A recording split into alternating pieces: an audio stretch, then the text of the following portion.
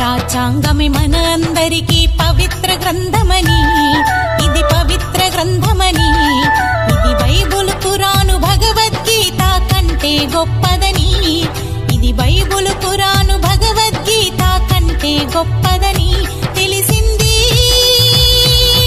రోజే, తెలియాలి ప్రతిరోజే.